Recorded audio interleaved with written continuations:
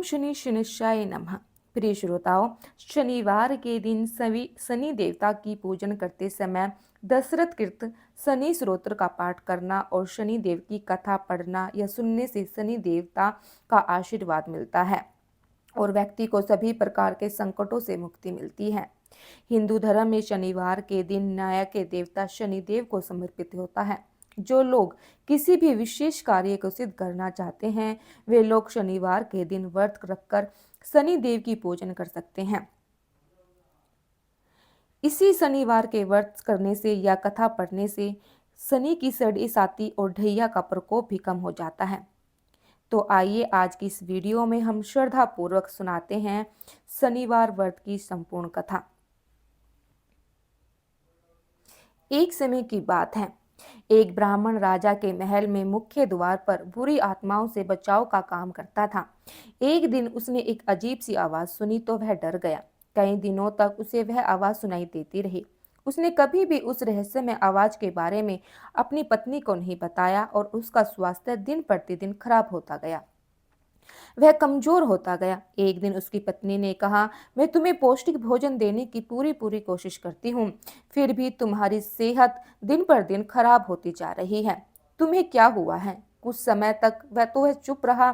फिर उसकी पत्नी ने उसे बहुत समझाया। उसे अपने मन की बात बता देनी चाहिए ताकि जो तनाव इतने दिनों से उसे मिल रहा है उससे छुटकारा पाया जा सके, कोई उपाय सोचा जा सके। ब्राह्मण ने कहा, मुझे हर शनिवार एक अजीब सी आवाज सुनाई देती है और वह आवाज कहती है कि वह हमारे राजा को कष्ट देना चाहती है और उस कष्ट की अवधि 7 साल, 2.5 साल, 2.5 महीने, 2.5 दिन या कम से कम 2.5 पहर यानी 7 घंटे होगी।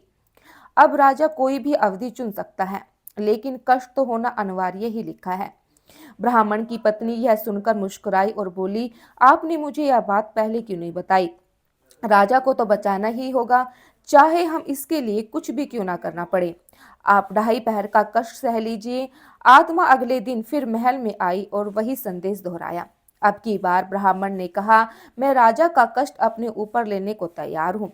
आप 2.5 पहर तक मेरे ऊपर रह सकती है। आत्मा ब्राह्मण की इस प्रस्ताव से प्रसन्न हुई। फिर ब्राह्मण नदी के किनारे गया। वह ध्यान में समय बिताना चाहता था। उन्होंने पानी की सतह पर 2 आम के फल तैरते हुए देखे। उन्होंने उन्हें ऊपर से पकड़ा और अपने जांग के नीचे रख लिया। राजा की राजकुमारी पीछे से 2 दिनों के शिकार पर गए हुए थे। वे अब तक वापस नहीं लौटे। इस कारण राजा बहुत बेचैन व्याकुल थे। उन्होंने राजकुमारों को खोजने के लिए अपने दूत को अलग अलग दिशाओं में भेजा। संयोग वंश एक दूत ब्राह्मण के पास भी जा पहुंचा। उसे यह देखकर अत्यंत ही आश्चर्य हुआ कि ब्राह्मण ने राजकुमार के सिर पर अपनी जांघों के नीचे छिपा रखा था। उसने यह बात राजा को बताई। सुनकर राजा क्रोधित हो गए। उन्होंने ब्राह्मण को सूली पर चढ़ा देने यानी फांसी देने का आदेश दिया। राजा ने ब्राह्मण से उसकी अंतिम इच्छा पूछी तो ब्राह्मण ने कहा, कृपा करके मुझे 2.5 पहर तक मत मारना। राजा ब्राह्मण की यह बात मान गया। निर्धारित समय समाप्त होने पर ब्राह्मण के अंत उसी सजा देने की व्यवस्था कर दी गई। ब्राह्मण का सिर गरम लोहे के तलवार से काटा जाना था। जैसे ही वधकर्ता ने ब्राह्मण पर आक्रमण किया, वह गरम तलवार टुकड़े टुकड़े हो गई। वधकर्ता ने अब की बार गरम चांदी की तलवार उठाई और वह तलवार भी ब्राह्मण की गर्दन को छूने से पहले ही टुकड़े टुकड़े हो गई। वधकर्ता ने गरम सोने की तलवार निकाली और अब की बार ब्राह्मण का सिर काटने का पूरा प्रयास किया। तीसरी तलवार का हाल भी कुछ ऐसा ही हुआ। वहां उपस्थित लोग इस चमत्कार को देखकर आश्चर्यचकित रह गए। अचानक वे दोनों राजकुमार भी वहां प्रकट हो गए। राजा उन दोनों राजकुमारों को देखकर बड़ा ही प्रसन्न हुआ और उन्हें गले से लगाया और ब्राह्मण पर राजा ने दया दिखाई। राजा ने कहा, हे ब्राह्मण देवता, यह क्या रहस्य है? इस सब के सामने प्रकट कीजिए। इतनी बार मारने के बाद भी आपका बाल तक बांका नहीं हुआ। तब ब्राह्मण ने कहा, हे राजन, शनि आपको कष्ट देना चाहते हैं। मैंने आपको और राज्य को बचाने के लिए आपका कष्ट अपने ऊपर ले लिया। शनिदेव ने आम को मानव शरीर के रूप में प्रकट कर दिया। क्या मैं राजकुमारों को मार सकता था? मैं तो हमेशा से इस राज्य का रक्षक रहा हूँ। मैंने सदैव आपका और राज्य का भला ही चाहा है। राजा ने कहा, हे ब्राह्मण देव, मुझे तो आपकी बातों पर विश्वास नहीं है। मैं स्वयं शनिदेव को देखना चाहता हूँ। अगर आप मुझे नहीं दिखाएंगे तो आपके पूरे परिवार सभी सदस्यों को चक्की में पिसवा दूंगा। अब की बार तो राजा की यह बात सुनकर ब्राह्मण देवता कांपने लगे। उन्होंने 1 सप्ताह का समय मांगा। इसके बाद वह अपने घर गया तो उनकी पत्नी ने, जो बहुत चतुर और बहुत ही बुद्धिमान थी, ब्राह्मण देवता को देखकर कहा कि क्या बात है, आप पीले और भयभीत लग रहे हैं, क्यों डरे हुए हो? ब्राह्मण देवता ने कहा, भाग्यवान, शनिदेव ने ही मुझ पर यह कष्ट डाला है। मैं तो तुम्हारी सलाह मानकर पहली बार बच गया। अब अगर मैंने शनि ग्रह को राजा के सामने प्रकट नहीं किया तो हम सब चक्की के पहियों के नीचे कुचल दिए जाएंगे। ब्राह्मण की पत्नी ने कहा, धैर्य रखो, आपने एक नेक काम के लिए अपनी जान जोखिम में डाली है। शनिदेव हमारी सहायता अवश्य ही करेंगे। ब्राह्मण ने चैन की सांस ली। तब उसकी पत्नी ने कहा कि राजा से कहो कि आने वाले शनिवार को वह सुबह जल्दी उठे। शनिदेव काले पर्वत के नीचे काले घोड़े पर सवार होंगे। वे तेल से भीगे हुए काले कंबल से ढके होंगे। राजा उनके दर्शन कर सकते हैं। अगले शनिवार को ब्राह्मण राजा को काले पर्वत पर ले गया। एक काली परछाई काले घोड़े पर सवार थी। राजा ने पूछा, तुम कौन हो? शनिदेव ने कहा, राजन, मैं ही शनिदेव हूँ। मैं गरीबों और राजाओं दोनों को एक समान रूप से कष्ट देता हूँ। मैं किसी में कोई भेदभाव नहीं करता। राजा ने कहा, तब शनिदेव, हम आपके प्रकोप से कैसे कैसे बच सकते हैं? शनिदेव ने कहा, धनवानों को शनिवार को एक काला घोड़ा या 1.25 मन सोना दान करना चाहिए। मध्य आय वर्ग के लोग लोहा या काला कंबल दान कर सकते हैं। निर्धन लोग तेल लगी रोटी एक काले कुत्ते को दे सकते हैं। और भी निर्धन लोग एक पीपल के पेड़ में जल अर्पित कर सकते हैं और पीपल की जड़ में थोड़ा सा गुड़ रख सकते हैं। पेड़ को कच्चे सूत या कच्चे धागे से लपेट सकते हैं। यह सुनकर ब्राह्मण देवता ने कहा, हे शनिदेव, आप कृपया हमारे राजा को कष्ट मत दीजिए। राजा पर आपका प्रकोप अगर हुआ है तो वह हमारे नगर को भी प्रभावित करेगा। हे शनिदेव, मैं भविष्य में भी आपके अन्य प्रकोपों को सहन कर सकता हूँ। शनिदेव अचानक अपने काले घोड़े के साथ गायब हो गए और उधर राजा अपने महल में वापस लौट आया। अब वह ब्राह्मण से बहुत प्रसन्न था क्योंकि उसने साक्षात सब कुछ अपनी आंखों से देखा था।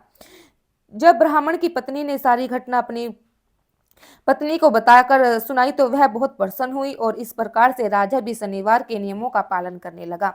अब तो उसने पूरे राज्य में घोषणा करवा दी कि हर कोई अपनी सामर्थ्य के अनुसार, अपनी श्रद्धा के अनुसार शनिदेव का पूजन किया करे, ताकि शनिदेव के प्रकोप से बचा जा सके।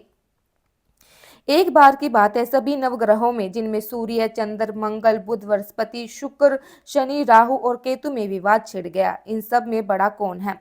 सभी आपस में विवाद करने लगे, लेकिन कोई निर्णय न लेने पर देवराज इंद्र के पास वे निर्णय करने पहुंचे। सभी ग्रहों को अपने सामने उपस्थित देखकर इंद्रदेव घबरा गए। फिर उन्होंने निर्णय करने में अपनी असमर्थता जताई।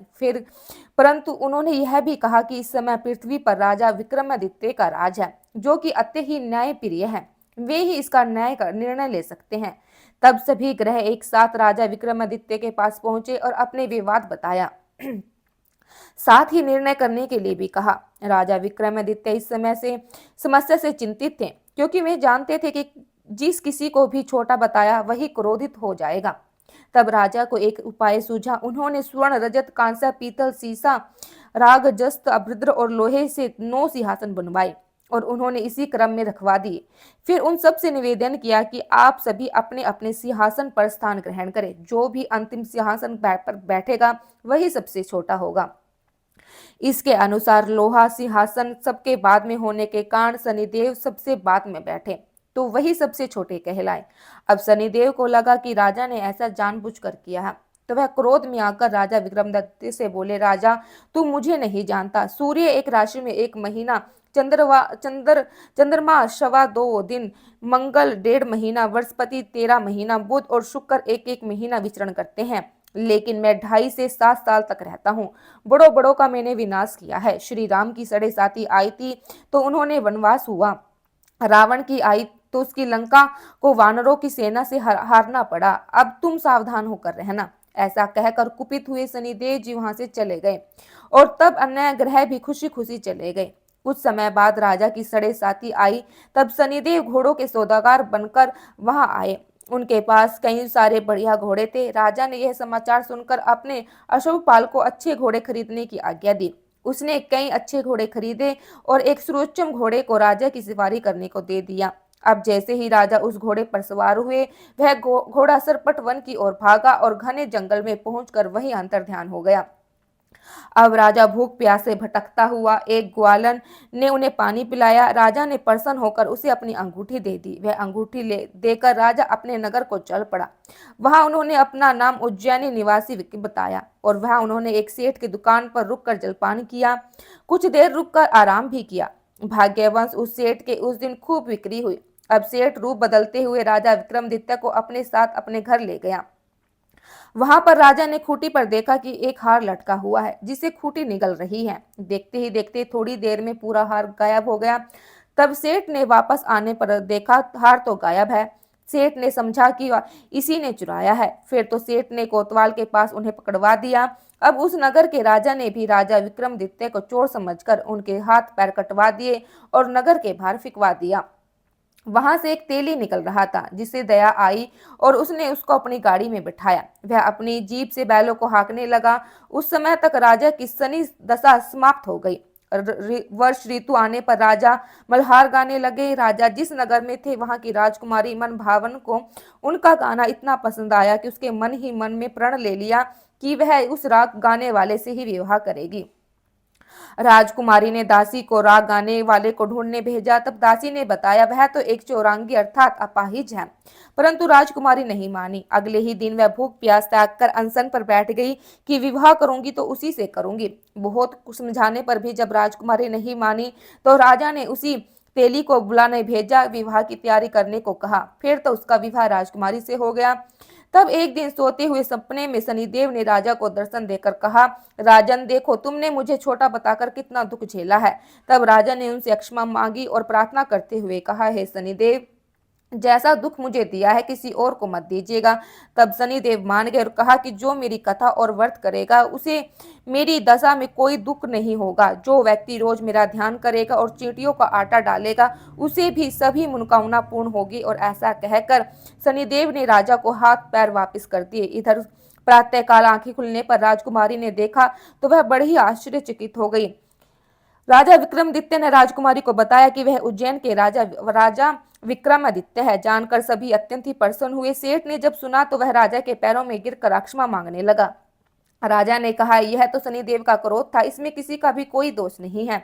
सेठ ने फिर भी निवेदन किया कि राजन, मुझे शांति तभी मिलेगी जब मेरे घर आकर चलकर आप भोजन करेंगे। तब सेठ ने अपने घर तरह तरह के व्यंजनों से राजा का सत्कार किया। सबने देखा जो खूंटी हार निगल गई थी वही अब उसे उगल रही है। सेठ ने अनेक मोहरे देकर राजा का धन्यवाद किया। इसके बाद राजा रानी को लेकर अपने राज्य वापस लौट आया, जहां पर उनकी खूब धूमधाम से स्वागत किया गया। राजा विक्रमादित्य ने कहा कि उन्होंने शनिदेव को छोटा बताया था, लेकिन वह तो सर्वश्रेष्ठ है। तब से राजा विक्रमादित्य के राज्य में शनिदेव की पूजा और कथा रोज होने लगी। शनिदेव की यह दिव्य प्रेरणादायक कथा अपूर्ण होती है। जिन्होंने भी श्रद्धा से इसको सुना है उन्होंने न केवल शनिदेव की कृपा प्राप्त की है बल्कि अपने पापों को भी अक्षय कर लिया है।